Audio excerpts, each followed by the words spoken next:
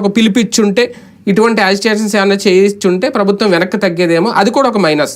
నేను వెళ్ళకపోవడం తగ్గదు, పైగా ఎదురుదాడి చేస్తుంది, అందులో డౌట్. అంటే అసలు వీళ్ళ దాడంటూ మొదలు పెడితే ఎదురుదాడి చేస్తుందా లేదా? 2 కోణాలు. ఒకటి, అసెంబ్లీలోకి వెళ్ళి మాట్లాడే దమ్ము ఉండాలా, ఆ దమ్ము కనిపించట్లేదు.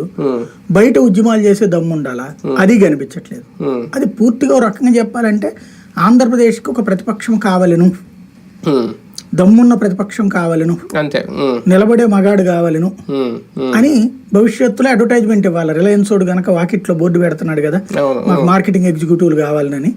అలాగే ఆంధ్రప్రదేశ్ దగ్గర బోర్డు పెట్టాల్సిందంటే ప్రతిపక్షంలో పనిచేయటకు నాయకులు కావాలను, సబ్జెక్ట్ తో మాట్లాడగలిగిన వారు, ఉద్యమాలు చేయగలిగిన వారు, ప్రజల కోసం పనిచేసేవారు కావాలను అని బోర్డు పెట్టుకోవాలి మనం. అంటే అధికారంలోకి రావడం, పాలన చేసేయడం అరేంజ్ చేసేస్తారేమో, కానీ ప్రతిపక్షంలో ఉండడం పెద్ద టాస్క్ ఏమో ఒక రకంగా.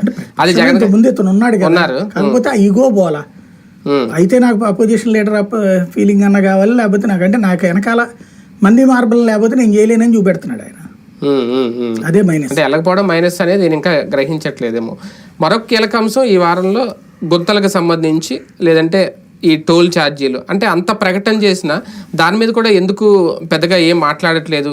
అంటే ఏదో కౌంటర్ ఇచ్చి వదిలేయడం తప్ప అంతకు మించి ఎందుకు చేయట్లేదు? అంటే చెప్తున్నాను కదా, ఇక్కడ 2 కోణాలు ఉంటుంది. ఇప్పటికిప్పుడు వీళ్ళు ఏం చేస్తున్నారు,